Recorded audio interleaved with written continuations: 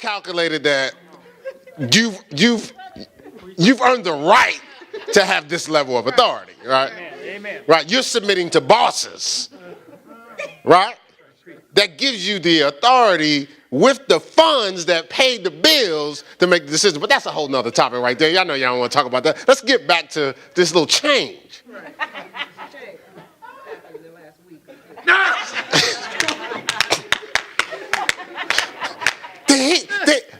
Did they call him?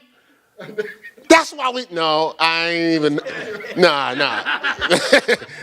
Oh my, was this an intervention? Is all y'all here for the intervention? No, what happens is there's a shift and something happens when you start to change, when your hormones and everything start to change. Well, guess what? What happens is you start to see things. See, before you walking around, hey, can I help? Because you wasn't paying attention to schedules and what they're doing. But now you're starting to look at, I would rather play.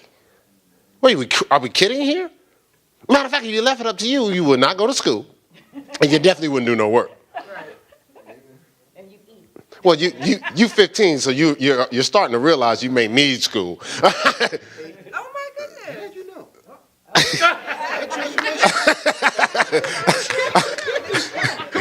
Work with the man of God. Come on now. All right. So look, y'all showed up and just jumped in the sermon, right? See, y'all should have responded right to the welcome. We wouldn't be going through all this. I told you he was here. No, anyway, come on, y'all. Come on, Ed, stop pulling me to do stuff like that. I got to stay focused. All right, so what happens is it's a change where it's something in you that just rebels. Like, I'm not doing it because I was asked to do it. And like you don't know where it's coming from. You just know, like you alienating everybody. They tripping. Then you go to school and you got a bunch of other people going through this same change that you're getting advice from. Yeah, my parents changing too. I don't know what's wrong with them. Like you don't think it's you. You be like, it got to be the parents. No. It's what it is you're about to cross over to where you have choice. So the adversary tried at 1 and 2. Some people call it the terrible twos. It didn't work. So you started to keep growing into your purpose, like we prayed for the kids just now. Then when you cross over into to between 12 and 14, he's like, okay, we got to try now. Ain't nobody paying us no mind. The kids been doing great. They figure they'll be fine. So maybe they won't pay them no mind. And then boom, all of a sudden, you the monster. And then you don't know why. And they don't know why, and then you think they tripping. They know you tripping,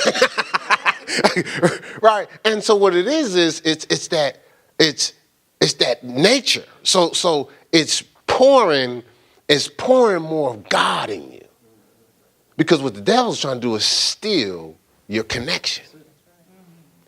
Because if he steals your connection, he'll steal your power, and if he steals your power, you'll walk around fearful and weak. And you'll wake up one day and you'll be working at the gas station.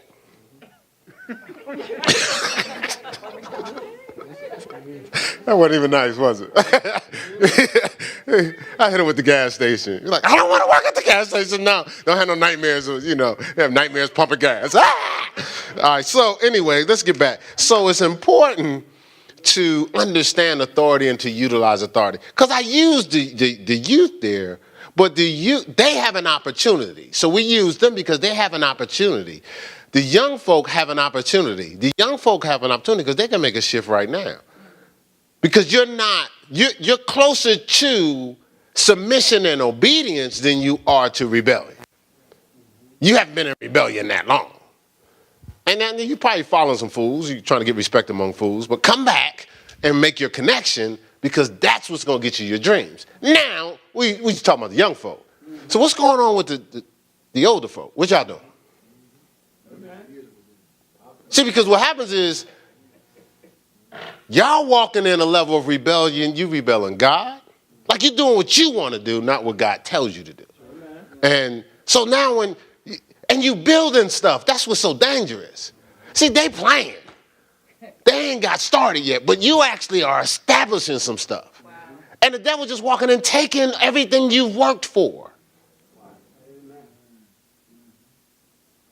Without you doing it, you're helpless because you're not being obedient, right? So I know y'all laughed at them again. Y'all be laughing at the kids, right? What y'all doing? I didn't see, you know, as I said y'all, but I didn't say no names. Those that are not understanding the importance of authority. So, everybody good? Y'all still here? Y'all ain't leaving, are you? You ain't mad at the pastor? Yeah, that's it. All right, you speaking for them? He said we just got quiet because one here. All right, so we have to understand the importance of authority.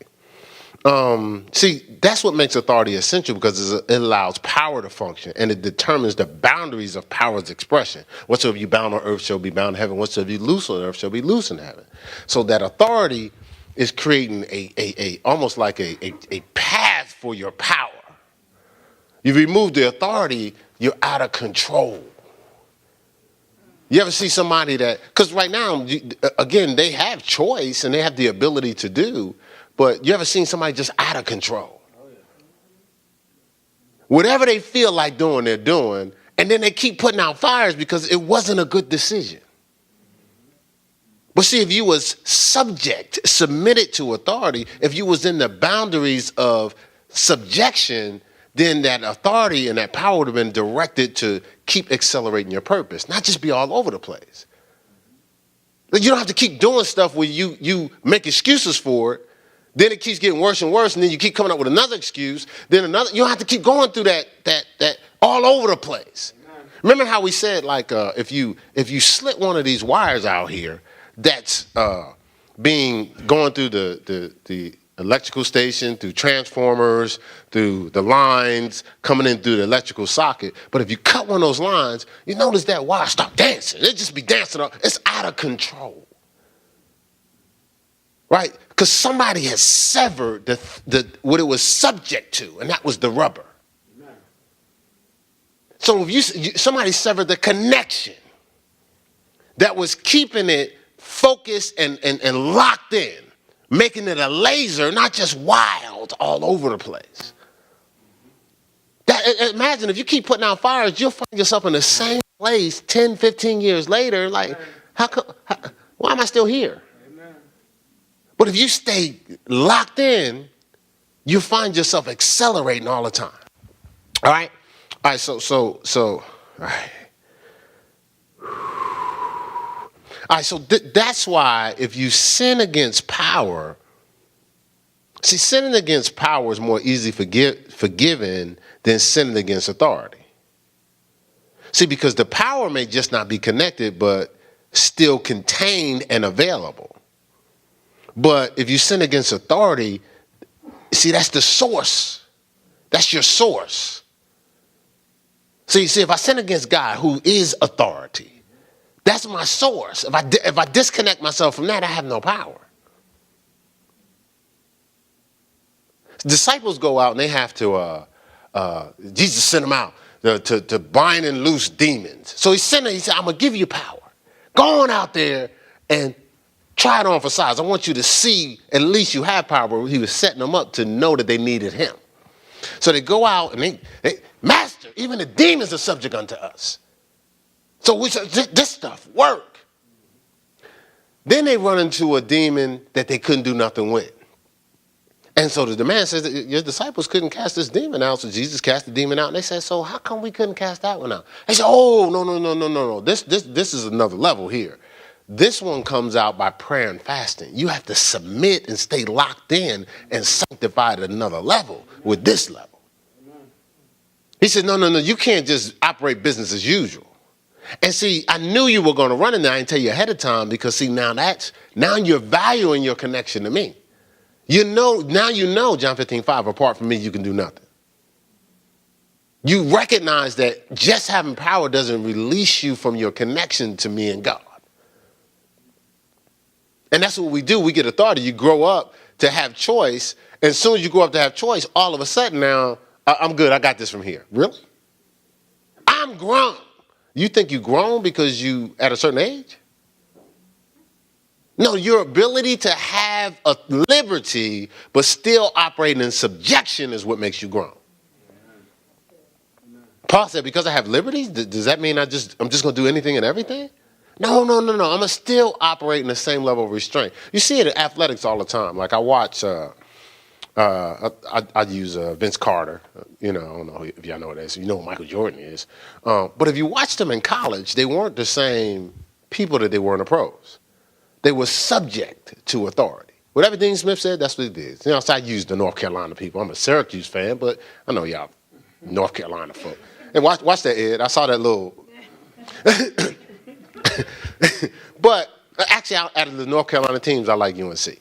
So, but I noticed when they got in the pros, they operated in a different level of authority over the air. Almost like the air could not keep them down.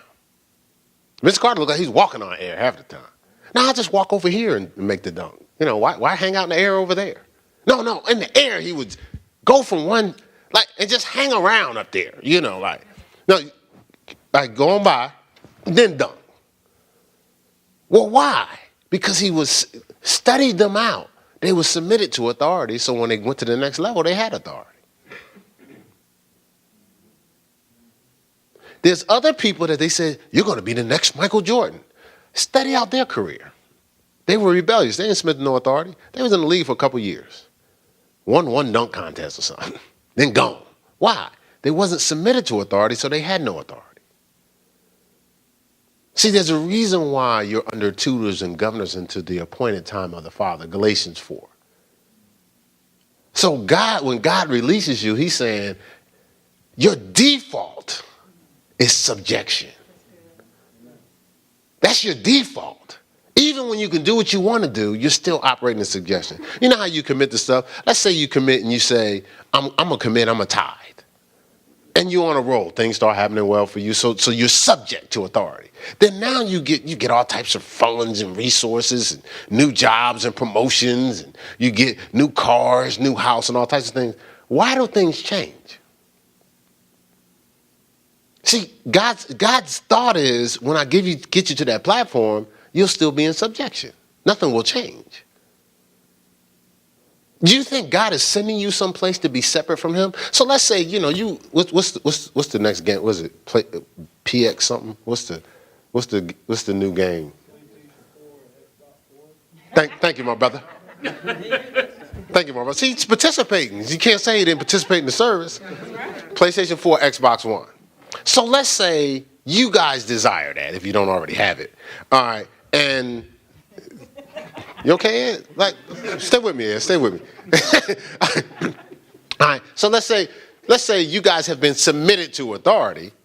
So your reward is you get the PlayStation 4, Xbox One, right? All right. So you get it. Now, before you got it, y'all spending all types of family time together. You know what I'm saying? Doing different things together. And you still go out to, you play your games and stuff like that. But you're like, oh, no. We want to do our homework first. We're going to have let's eat together. Come on, mom and dad. Let's have some family time together. Hey, why don't we go see that movie together? Then you get the PlayStation 4 and the Xbox One, and they say, hey, let's sit down and have a meal. A meal? I mean, I'm on level 4. She's talking about a meal. Tell you what, just I'll get it in the microwave or something later. Now you don't want to, so they gave you the game not to spend time with them? Was that like an amen? That's Okay, so we're talking about them. But let me ask you something. How did that new car do? Did that bring you closer to God? New home? Bring you closer to God? That new promotion, did it mean you spent more time at church? Did you hear that ant running across the carpet? It was quiet enough to hear. What happened? So I'm believing God to get to this level. So you get to the level, are you with the God that you was believing in? Oh, I know what he needs to do. What he needs to do is help you to cut back on your hours. Take the job away. Oh, I know what he needs to do. What he needs to do is lower your salary. That way you don't have to worry about giving up more money to him. Oh, no, but you need me to pray for that? I can take care of it.